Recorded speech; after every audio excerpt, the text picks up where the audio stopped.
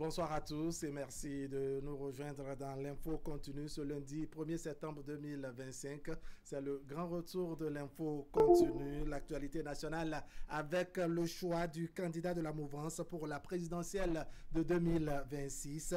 Romuald Wadani, l'actuel ministre d'État en charge de l'économie et des finances, est unanimement désigné par les deux grands partis soutenant les actions du régime en exercice.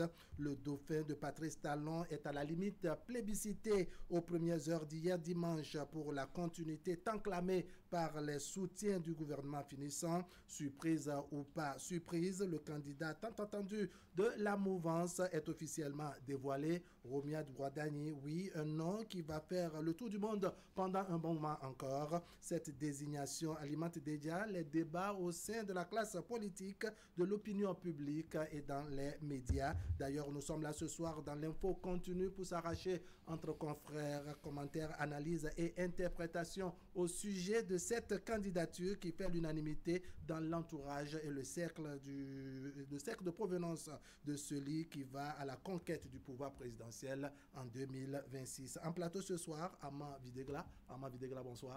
Bonsoir Ahab, bonsoir à tous et bonne rentrée. Merci beaucoup. Bonne rentrée à vous aussi. Merci. Prudent Nassérou, bonsoir. Bonsoir. Ah oui, certains diront il y a 2 jours. Hein? Vraiment.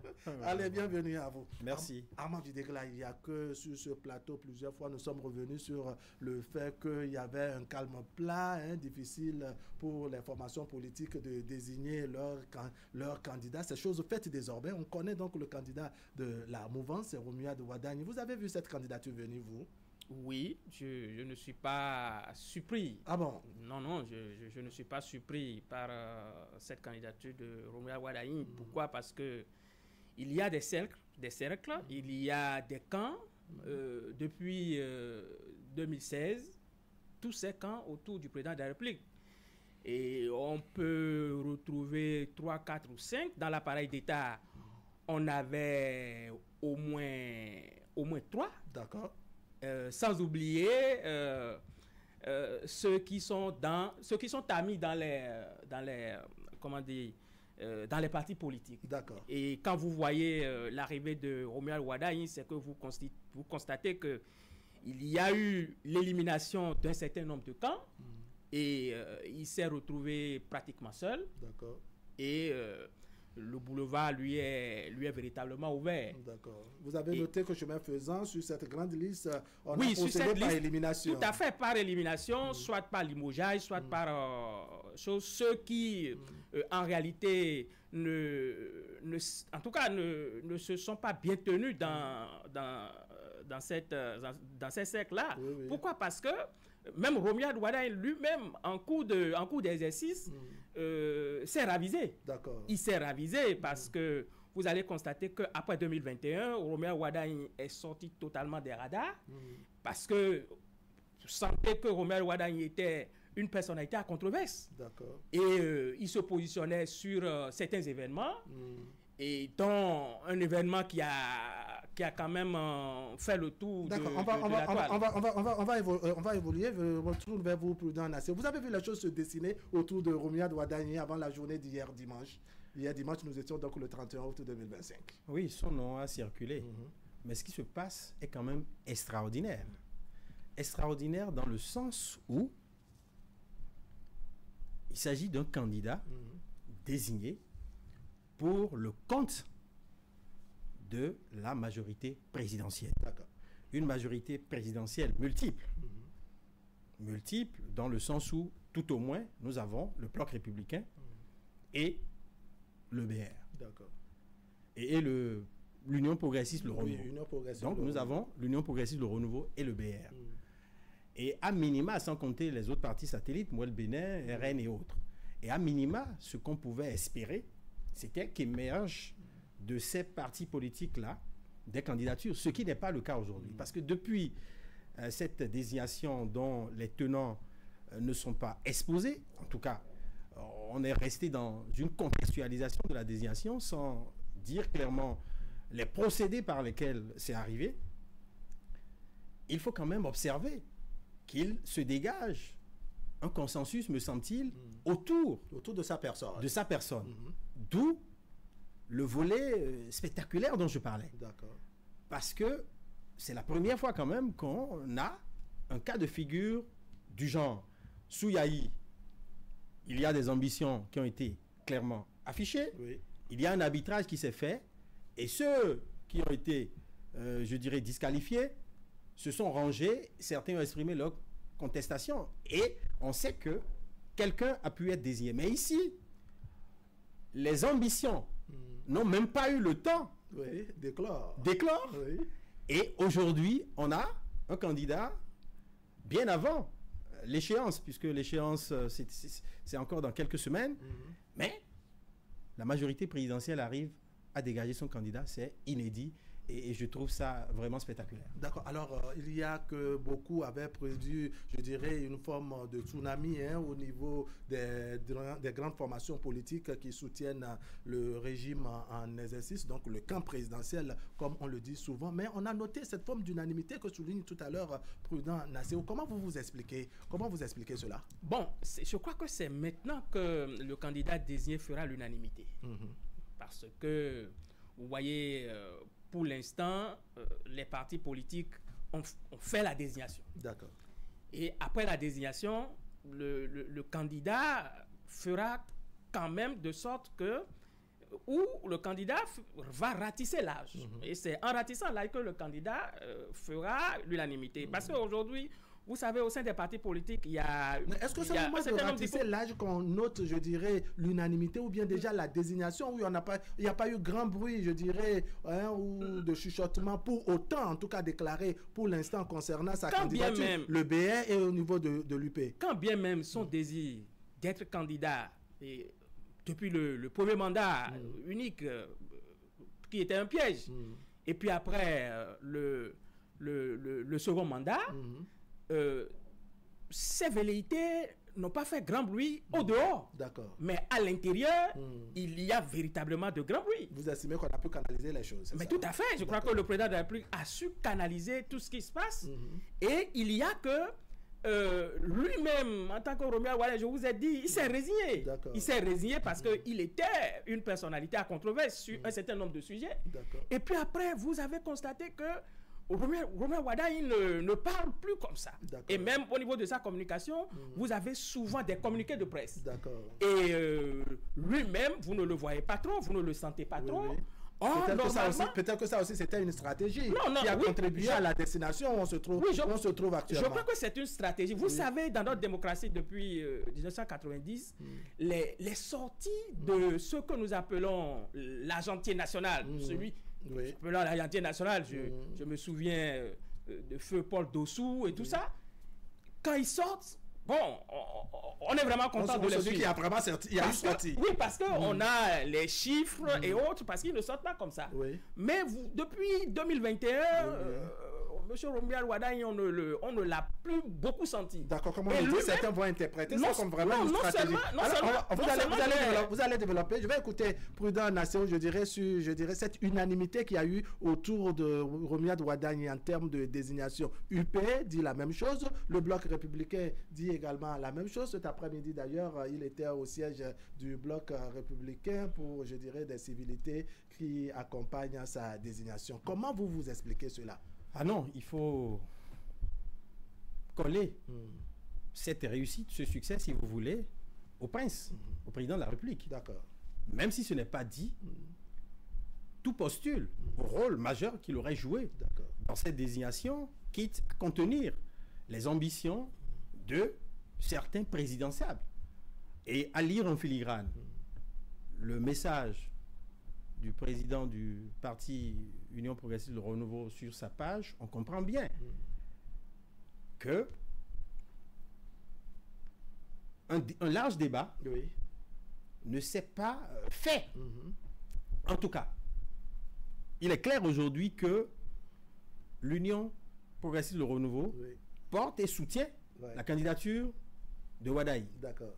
Et il en est même au niveau du Bloc républicain qui a conduit un communiqué. Vous auriez remarqué que le président de l'UPR a utilisé des mots en disant le Bénin au-dessus des ambitions personnelles. Et Quand on ne manquait pas d'ambition. Naturellement, quand on observe bien, même quand j'ai suivi le secrétaire du parti, Benonchi, j'ai compris aussi que les ambitions ne manquaient pas à ce niveau. Après, au niveau donc du bloc républicain, on a lu le communiqué, on comprend qu'il n'y a pas eu ouverture de candidature, étude de dossier, non. L'idéal aurait été ça. Parce que dans les grandes démocraties, quand je prends les États-Unis, la France, c'est de la guerre des idées qu'émergent les ambitions présidentielles. Vous avez vu les primaires avec Trump, avec sa verve. Vous avez vu ce qui se passe aujourd'hui au niveau du parti de Marine Le Pen, où on a un plan A et on a un plan B. Mais ailleurs, sous nos tropiques, j'ai comme l'impression que on est en train de mettre en œuvre une mayonnaise. Puisque la finalité reste la même. Là-bas, on n'a pas beaucoup de présidentiables. Ici aussi, si le bloc présidentiel, la majorité présidentielle arrive à faire l'unanimité autour d'un candidat, le challenge, ça va être pour l'opposition aussi d'avoir un candidat unique pour qu'on aille vers ce bicéphalisme qu'on souhaite. En clair, on retient en tout cas qu'au niveau de la mouvance, on évolue en rang serré jusqu'à l'heure où nous parlons. Alors, Armand Videgala, je voudrais vous écouter sur les éléments qui sans doute auraient milité en faveur de la désignation de Romuald Wadani. Doit-on retenir, si on s'en tient au propos du président Patrice Talon, je cite pêle-mêle comme ça, il faut choisir le meilleur d'entre nous, celui qui a même de faire mieux que moi en s'adressant donc au public. En faut-il dire qu'il a l'étoffe qu'il fallait? Bon, vous savez, dans nos démocraties, il y a un choix. Il y a un choix qui se fait. Le choix peut être arbitraire, comme parce qu'il n'y a pas une école où on forme un présidentiable. Bon, c'est vrai que dans la pratique, quand vous êtes au gouvernement, vous suivez. Il y en a qui n'ont jamais appartenu à un gouvernement, mais qui ont été quand même de bons présidents. Le président Patrice Talon lui-même en est une preuve. Et donc, s'il arrive à désigner quelqu'un comme son dauphin, c'est que il a vu en lui un certain nombre de choses. Vous savez, j'avais dit tout à l'heure que Romuald Wadani s'est fait discret. Romuald Wadani s'est fait discret. Je crois qu'il a suivi un certain nombre d'instructions du président de la République. Et je crois que... Des instructions qui ont sans doute été respectées, qui ont milité aujourd'hui en sa faveur. Vous savez, il y a 2 ans ou il y a 3 ans, il a même écrit sur sa page Facebook pour dire, mais ceux qui forment des groupes et qui parlent de son nom comme un présidentiable et tout ça, que lui, il ne se reconnaît pas du tout dans cela. Vous voyez, ça peut être une stratégie, mais il montre quand même au chef que c'est pas lui, il n'est pas dans cette affaire. Et si vous vous souvenez, même il a resté même en justice, quelqu'un qui doit quand même, qui a été quand même condamné. Et vous constatez que si réellement il avait fait ce jeu, c'est que ça pourrait être une stratégie. Mais au même moment, le président de la République a interrogé quelqu'un pour dire, mais écoute, tout ce qui se passe là, est-ce que c'est toi? Ben, il lui a dit non, que c'est pas lui, qu'il n'a rien à y avoir, et qu'il faut quand même laisser les gens parler, nous sommes dans une république. Vous voyez que si Romuald Wadani s'est permis quand même d'être cette personnalité aussi discrète à la fin, et qu'il y a quelqu'un d'autre qui a dit un certain nombre de choses, et puis après on sent qu'il est derrière, vous constatez que cette discrétion a été un atout. Ça peut être un atout. Et de l'autre côté aussi, il a été aussi ministre des Finances. Il est ministre des Finances. Ministre des Finances. Et puis après, ministre de la Coopération. Oui, c'est un portefeuille je dirais, c'est un volet qu'on a ajouté à son portefeuille et ça alourdit un peu donc ce portefeuille. De toutes les façons, sans oublier sa compétence et tout ça. Bon, ça c'est... Voilà, compétence, dit, je dirais, Armand Videgala. Vous voyez les choses de la même manière. Autrement, qu'est-ce qui a milité en la faveur de Romuald Wadani selon vous? Oui, sur ses qualités, les gens sont unanimes. Les responsables de partis politiques, les cadres sont unanimes. Son parcours est élogieux, on n'a rien à y dire. Mais sur l'étoffe et la manière, les prises de position, on peut toujours s'interroger. Parce que évidemment, il y a un passé pas si lointain qui est là et qui prête à renier cette ambition. Est-ce qu'on est d'accord? Oui. Parce que quand on aspire à diriger un pays, on doit pouvoir se mettre dans la posture, le défendre partout. Après, il faut que le contexte s'y prête. D'accord. Est-ce qu'on est d'accord? Oui. Malheureusement, entre ces communiqués dont parle Romuald Oui. et Armand Videgla, Videgla, voilà, oui. entre ces communiqués dont parle Videgla Oui. et sa position actuelle, 2 ans ne sont pas écoulés.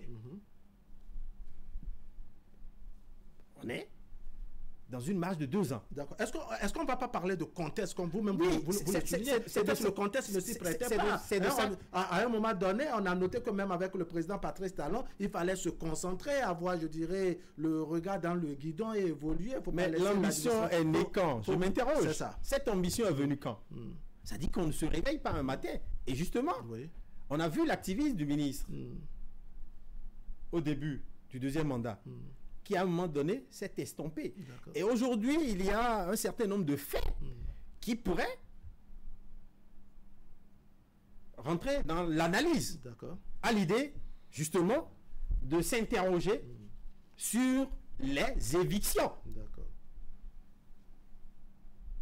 Sur les évictions. Parce qu'autour du président de la République, dans l'entourage immédiat du chef de l'État, certains ont été écartés du fait des ambitions qu'ils nourrissaient. Johannes Dayon.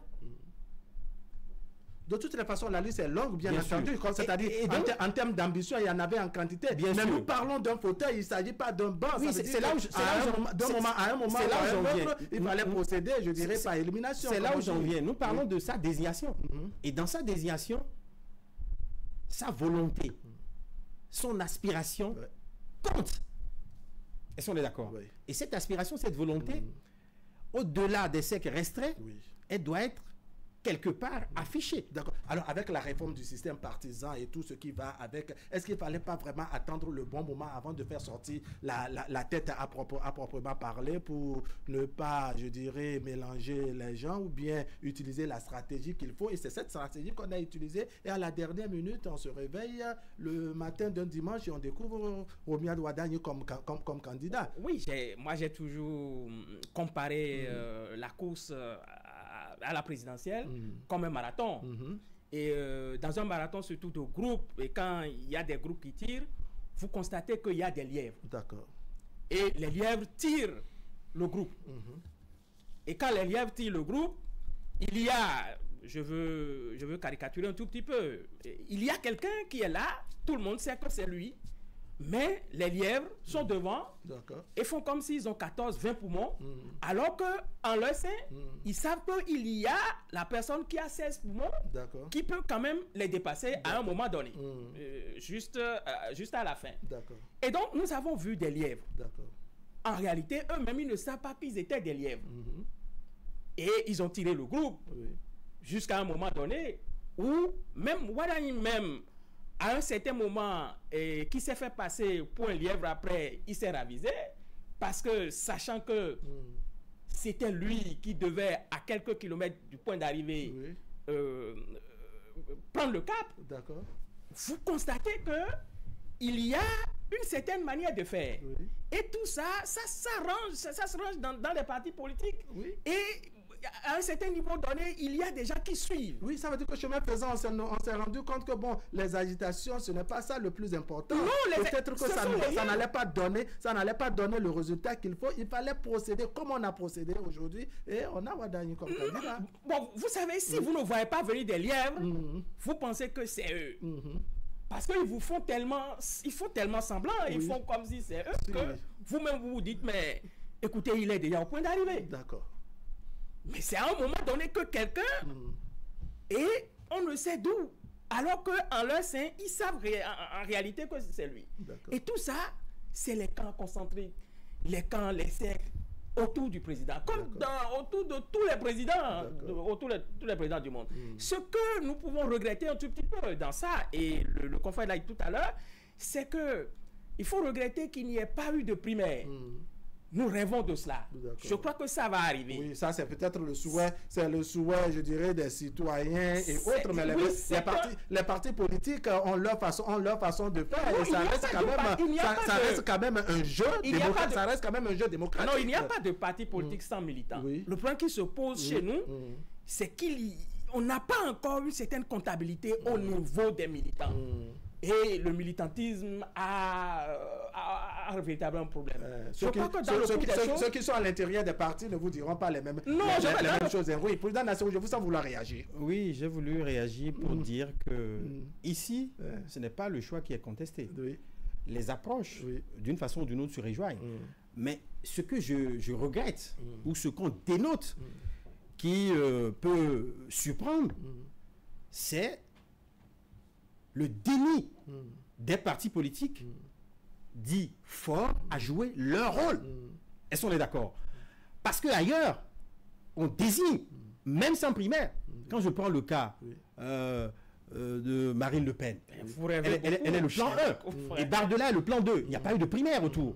Vous voyez? Donc, même ailleurs, ce n'est pas le choix qu'on fait qui pose problème. Mais il faut l'assumer. Il ne faut pas non plus permettre aux gens de rêver, de courir dans tous les sens et laisser croire. Parce qu'au fond, il y a plusieurs ambitions. D'accord. Mais ce qu'on retient, Président Nassirou, c'est qu'on est dans un contexte où, avec la réforme du système partisan, on donne la force aux formations politiques. Ça veut dire quoi? Que les agitations que vous commentez, entre-temps, qui datent peut-être d'avant, je dirais, ce 31 août 2025, c'était des actions en solo. Cette fois-ci, c'est un parti politique, pour ne pas dire deux grands partis politiques, n'est-ce pas, qui se sont réunis et qui ont désigné, je dirais, Romia Wadagne comme partis politiques ont une structuration. Je risque de vous décevoir. Les partis politiques ont une structuration. Et pour 2021, ils se sont réunis au sein des instances pour désigner. Cette fois-ci, c'est le contraire qui est fait. Et jusqu'à aujourd'hui... Peut-être que le contexte s'y prête aussi. Oui, on s'achemine dès 2026, nous sommes en 2025, vous parlez de 2021. Oui. Peut-être que les... Croisez tous les communiqués. Ne sont pas les mêmes. Croisez tous les communiqués et dites-moi le processus qui a permis de désigner, ou l'instance qui a désigné. Ça n'apparaît nulle part. Et c'est le problème. Au fond, on l'aurait assumé. Est-ce qu'on est d'accord? Il revient, un chef de parti politique peut dire, au niveau de notre parti politique, avez-vous lu le communiqué, je dirais, des partis politiques, par exemple le communiqué du Bloc républicain? J'ai lu les deux communiqués. J'ai bien lu les deux communiqués. J'ai bien lu les deux communiqués. Je parle des instances. D'accord. Et justement, quand je rapproche ça de 2021, les instances avaient siégé pour dégager leur candidat. Ici, il y a une direction qui a fait un travail que les instances sont en train d'entériner. D'accord. Est-ce qu'on est d'accord? Ce n'est pas si mauvais que ça. D'accord. Mais dans le fond, moi, je trouve ça extraordinaire.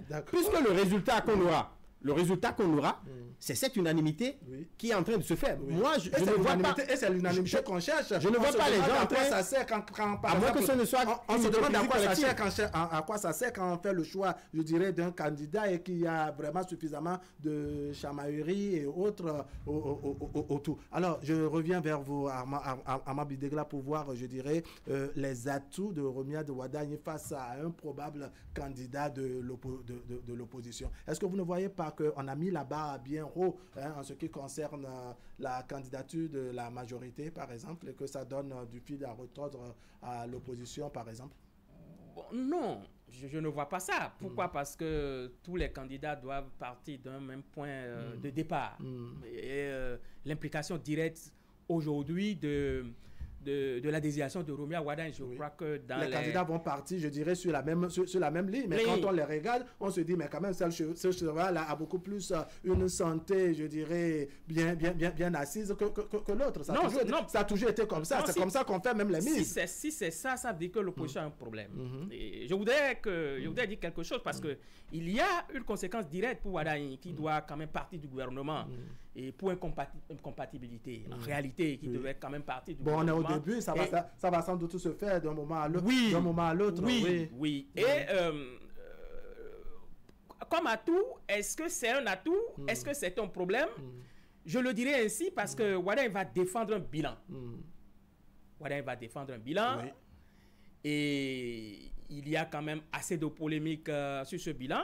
Le bilan est réel, Oui. le bilan est visible, Oui. mais il y a assez de polémiques autour de ce bilan-là. Non, certainement une polémique nourrie par ceux qui ne partagent pas la même vision que la mouvance. Ça a bien toujours, sûr. ça a toujours Mais été bien sûr, comme ça. bien sûr. Parce qu'il y a suffisamment de citoyens béninois, n'est-ce Oui. pas, qui acclament le bilan du président, Oui, il y a président d'autres- Patrice et Talon. il y a d'autres Le qui gouvernement pensent que le auquel bilan est catastrophique. auquel appartient Patrice, je dirais, Romia Wadaï. Et il y a d'autres qui pensent que le bilan est catastrophique. Ça a toujours été comme Et donc- ça. et donc- et donc Wadaï est au ça a quand milieu. même toujours été comme ça. Oui, voilà, il est au Justement, milieu ouais. entre ce bilan qui est un bilan visible, Oui. que lui va défendre comme un bilan positif. Oui, et ceux qui ont l'énergie nécessaire pour peindre Voilà. tout à Voilà. tout Et à donc- l'heure. Ne et donc, voyez-vous il doit- pas, Président Nassau, ne voyez-vous pas, je dirais, Romia Wadaï suffisamment défendre, je dirais, le bilan du gouvernement auquel il appartient ou qu'il a appartenu? Nous sommes dans un contrat social qui s'annonce. Ouais. Il revient au candidat désigné, justement, d'aller exposer ses orientations aux populations, même si il doit pouvoir s'appuyer sur l'existant. D'accord. Et l'existant, c'est son appartenance Oui. à ce gouvernement qui a travaillé pendant 10 ans Oui. et dont il est aujourd'hui un des leviers. D'accord. Même si, puisque le thème dauphin me pose un problème. Le thème dauphin me pose un problème dans la mesure où, si vraiment il était un dauphin, on aurait pu le dévoiler depuis. Est-ce qu'on est d'accord? Mieux, le président a clairement dit qu'il ne veut pas que quelqu'un assure ses arrières, et donc je ne veux pas lui prêter des relents de dauphin. D'accord. Parce que si on lui prêtait les relents de dauphin, certains penseraient à tort ou à raison qu'il postule à sauvegarder, couvrir des arrières ou jouer un rôle. Mieux, aujourd'hui, il est désigné par les deux grands partis qui ont un ancrage Ouais. législatif et au niveau des autres mandats électifs. Il lui revient de partager sa vision Oui. avec le peuple, Oui. les électeurs, qui, me semble-t-il, auront le dernier mot. D'accord. Mais on ne peut pas lui associer les errements ou du moins les travers de la gouvernance actuelle ou D'accord. Alors, les échecs. voyez-vous l'opposition parvenir à faire, je dirais, le même exercice que les partis de la mouvance, cette façon, je dirais, de désigner de façon unanime un candidat? Je crois que c'est en cours. Je crois que ceux qui sont dans les souterrains et autres savent ce qui se passe. Et eux aussi vont procéder à une désignation parce que nous avons moins d'un mois. Non, pas moins d'un mois, nous avons un mois et quelques jours, La clôture, c'est 5 pour- semaines c'est pour la oui, pour la c'est pour clôture. quel- Oui. Et je Moins ne de pense mois. pas qu'il y ait un autre processus aussi long qu'une désignation. D'accord. Et donc nous aurons pratiquement le même schéma. D'accord. Et peut-être qu'eux aussi ils attendent, mais ceux qui sont dans les souterrains savent ce qui va se passer. D'accord. Et revenant sur M. Wadaï, je crois que aujourd'hui, ce qui va se passer, c'est que après le dépôt de sa candidature, il doit mouiller le maillot pendant 6 mois. Oui. De toutes les façons, il ne va, Non pas rester, seulement il va- pas rester les bras Non, non, croisés. non seulement il va mouiller le maillot pour les élections du 11 janvier, législatives et municipales. Pourquoi? Parce que il doit gouverner avec une majorité. Oui. Et pour gouverner avec une majorité, Oui. il faut aussi voir loin en 2031. Oui. Si d'aventure il est président de la République et qu'il voulait rempiler, c'est à base de 2026. Oui. Et donc, c'est à base des élections de 2026, puisque nous avons les élections tous les 5 ans. Et donc, si pour ces élections, il ne ratisse pas l'âge, Oui. et il n'est pas la majorité, S'il n'a pas la majorité. Il doit avoir la majorité. Et qu'il est élu. et vous êtes- oui. non seulement la majorité, Oui. mais aussi il faut qu'il y ait le parrainage pour 2031, si d'aventure pour pouvoir remplir. si d'aventure il est Vous êtes président déjà à de la République, 2030, si d'aventure vous il est- êtes déjà à 2031 alors qu'on n'a même pas encore fini. Ah non, vous savez, la vision- la vision Je vois votre la vision calcul. V60, Je on vois va même votre pas parler de calcul et ça. je ne vous concède pas. Et je vous concède tout. Oui, Président Nassau, là, ce serait votre mot de conclusion. Est-ce que vous voyez, je dirais, l'opposition parvenir à faire l'unanimité autour de la désignation de son candidat, comme on l'a noté au niveau du bloc républicain de l'Union progressiste en ce qui concerne Romia Wadaï? C'est ce qui serait idéal. Mais les partis politiques ont leur réalité que nous ne maîtrisons pas. Mais aujourd'hui, si l'opposition réussissait unanimement à dégager le duo présidentiable, ce serait, je dirais, une réussite. D'accord. En tout cas, de ceux-là qui aspirent à l'assainissement du paysage présidentiel béninois avec des candidatures sérieuses. D'accord. Parce qu'il y a une concentration des parrainages dans le camp présidentiel. Les démocrates ont juste le nombre et objectivement, toutes les autres candidatures qui émergeraient ne seront que fantaisistes. D'accord. Mais dès lors que le Bloc républicain et l'Union progressiste de renouveau ont accordé leur voix, leur choix sur Wadaï, je ne vois pas comment on pourrait, pas extraordinaire, avoir une multiple candidature au niveau de l'opposition. Ce serait votre mot de conclusion. Je sens qu'on a beaucoup de choses à dire autour de la désignation de Romuald Wadaï comme candidat de la mouvance, mais vous allez souffrir que nous puissions rendre l'antenne, n'est-ce pas, prendre le rendez-vous de demain mardi. Ce serait à 20h. C'est l'information qui continue donc sur Canal 3 Bénin. Merci pour votre participation. Vous aurez la rediffusion tout à l'heure à 23h et demain autour de 10h30. Comme vous le savez, on a repris. L'info continue. Ce serait comme d'habitude du lundi au vendredi à 20h. Nous sommes en direct. Allez, portez-vous bien.